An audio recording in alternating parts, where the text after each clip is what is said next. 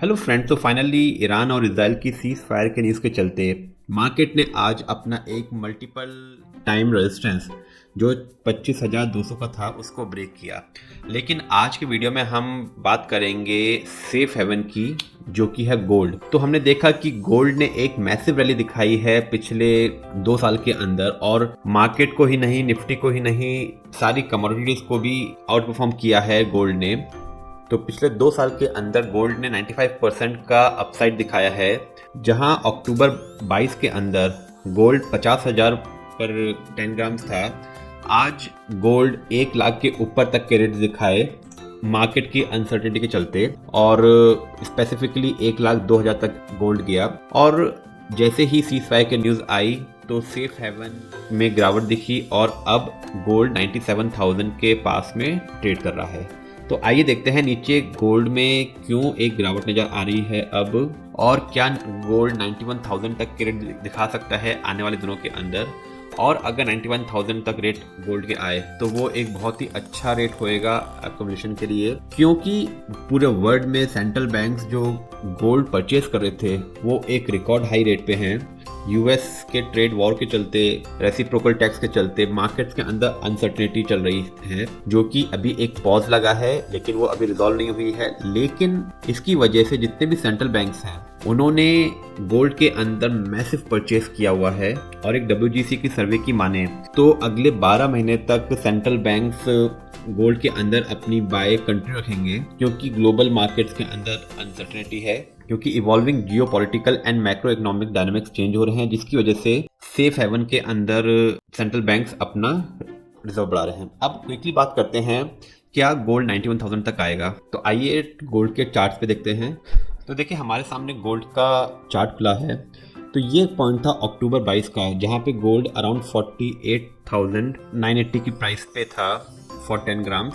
और इसके बाद गोल्ड ने 97% की एक मैसिव रैली दिखाई, मार्केट्स को आउट परफॉर्म करते हुए गोल्ड एक अपने हाई पे गया जो 1,02,000 के आसपास पीक बनाया। अब गोल्ड के अंदर क्यों एक कंसोलिडेशन नजर आ रहा है, क्योंकि हमने देखा कि ग्लोबल मार्केट्स के अंदर एक जो वॉर के चलते अनसर्टेनिटी थी वो तो खत्म हुई ही, लेकिन आपको नीचे में एक सपोर्ट लाइन दिख रही होगी अप्रैल 25 से।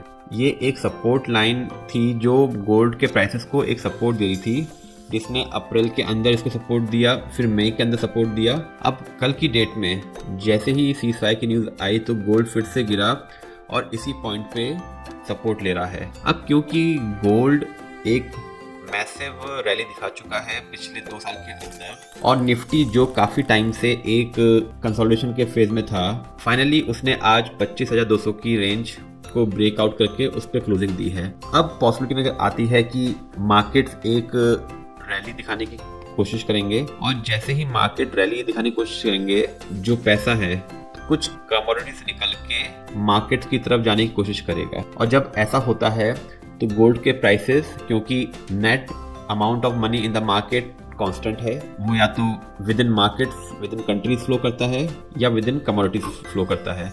अब जब पैसा मार्केट की तरफ आ गया, क्योंकि वहां पे अब एक पोटेंशियल अपसाइड नजर आता है, एक तेजी नजर आती है क्योंकि रेजिस्टेंस ब्रेक हुआ है, पॉसिबिलिटी नजर आती है कि ये जो सपोर्ट लाइन थी इसको गोल्ड ब्रेक करेगा। और अगर ब्रेक करता है तो नीचे में एक इमीडिएट सपोर्ट 94,500, जो हमारा ये पॉइंट है इंपॉर्टेंट, इस तक आने की कोशिश करेगा गोल्ड का प्राइस। और अगर 94,500 भी ब्रेक होता है तो उसके बाद नीचे जो नेक्स्ट सपोर्ट है वो 92,379 के आसपास रहेगा। इसके नीचे प्रोबेबिलिटी बहुत कम है गोल्ड के आने की, और अगर 92,000 के पास गोल्ड आता है तो एक अच्छा पॉइंट होएगा अकोमोडेशन के लिए, क्योंकि मार्केट के अंदर अनसर्टेनिटीज अभी खत्म नहीं हुई हैं, ये एक पॉज है। और अगर आने वाले महीनों के अंदर ऐसी कोई और पॉसिबिलिटी फिर से ओपन होती है, क्योंकि काफी वॉर्स चल रहे हैं, Russia Ukraine, Iran Israel Palestine, India Pakistan का भी हुआ, तो कोई सा भी फ्रंट ओपन हो सकता है। और जैसे ही वो ओपन होएगा तो फिर से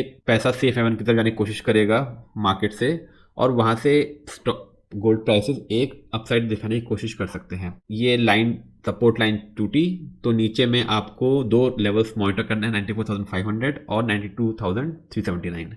तो होप आपको ये वीडियो अच्छा लगा होगा, और अच्छा लगा है तो kind like and subscribe for more such videos, क्योंकि इस चैनल पे हम ऐसे स्टॉक्स, ऐसे कमोडिटीज़ के बारे में बात करते हैं जो ब्रेकआउट या ब्रेकडाउन दिखाने की प्रोबेबिलिटी रखते हैं।